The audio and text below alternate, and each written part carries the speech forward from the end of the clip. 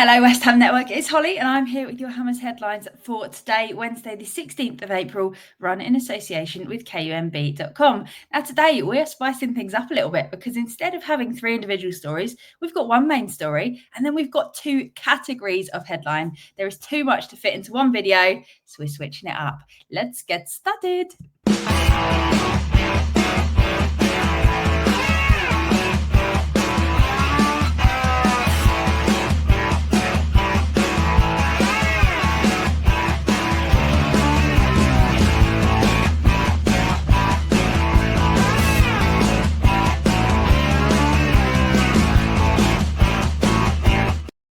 For your first story, up first, TBR Football's chief correspondent Graham Bailey has said that Kudus is open to the idea of joining the Saudi Pro League, which is something that the club are also pushing for. I just got a frog in my throat. That's a bad start to the video, isn't it? So while we've had the £80 million release clause spoken about for what feels like an absolute eternity at this point, it's thought that there isn't enough interest at that price point within England and Europe, and it's more likely that he's going to go for something in the region of around £50 million. So David Ornstein from The Athletic has said that the release clause is only active for the first 10 days of July, and it sits at £80 million for European clubs, £85 million for Premier League clubs, and £120 million for Saudi teams. Obviously, if they wait till after this 10 days, they can just bid what they think is fair and we can choose to accept or decline. So it would be kind of crazy for any of them to jump in so early, given that there's not a huge amount of clubs lining up to get a signature. So I can't see many people going for that release clause, but we did pay just under £40 million to Ajax for him back in 2023, which means that anything over that would be a profit. And this money would come at a time where we really do need substantial funds in any way that we can raise them to spend elsewhere on the pitch. And obviously, Kudus isn't really offering us anything at the moment, but this is also a big one because we don't want to mess this up and we want to get as much as possible for the player.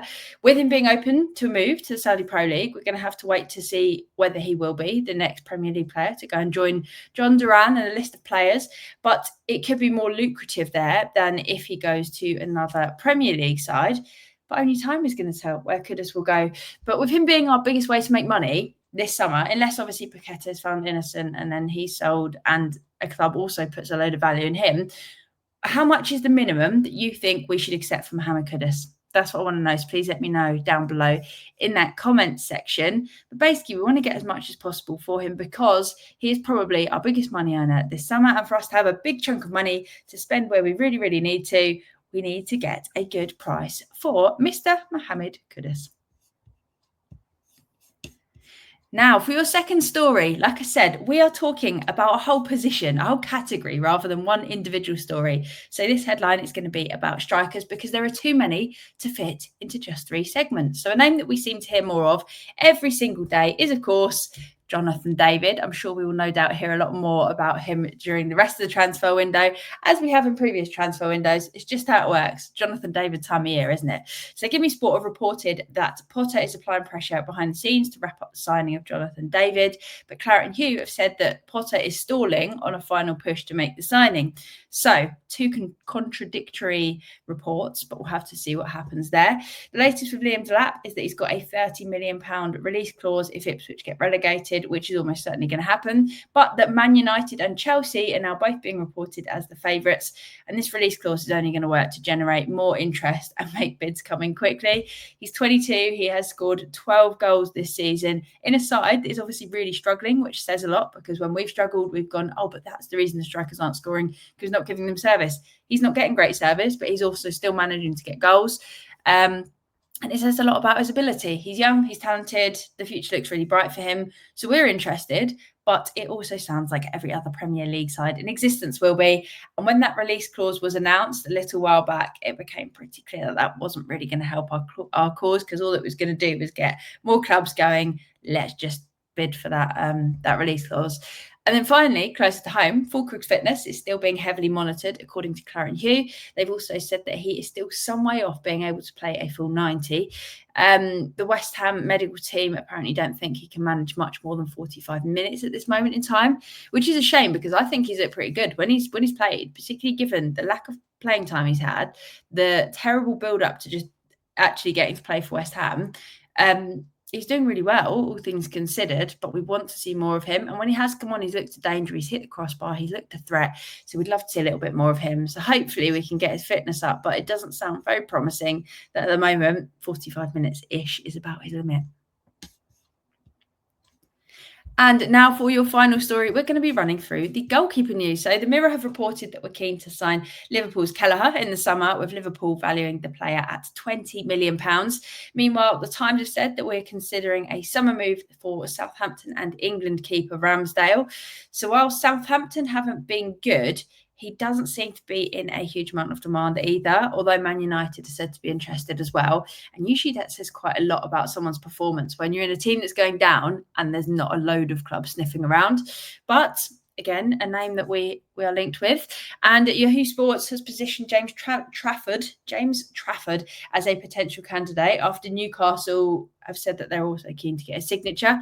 He has kept 26 clean sheets in 37 league games this season. He's also conceded only 11 goals this season compared to Ramsdale's 50 so far.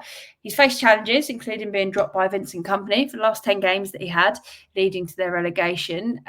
He's come back strong. That is the main thing. And it looks as though Newcastle are very much front runners in signing Trafford. Does that count us out? Not yet. Does it mean it might happen at some point? Probably. But for now, James Trafford is somebody that we are looking at. Sorry if you can see this annoying little speck on the screen here. It's when I cover that light, it goes away. Look, magic trick. Anyway, this goalkeeper thing brings up a very interesting debate. Areola has made a lot of mistakes. Fabianski is at the end of his contract. But is this the key position that we need to be spending money on? I want to know your thoughts. We could definitely do with bringing in a keeper. We all know we could. We've said about the spine of our team needing just investing. But realistically, we're going to have limited funds. And I would say that there are other positions that we need to be focusing on before goalkeeper. But do you think that we should be spending on a keeper this summer, or do you think we should wait until we've secured more important positions before we make the move on another keeper? Let us know down below in that comment section.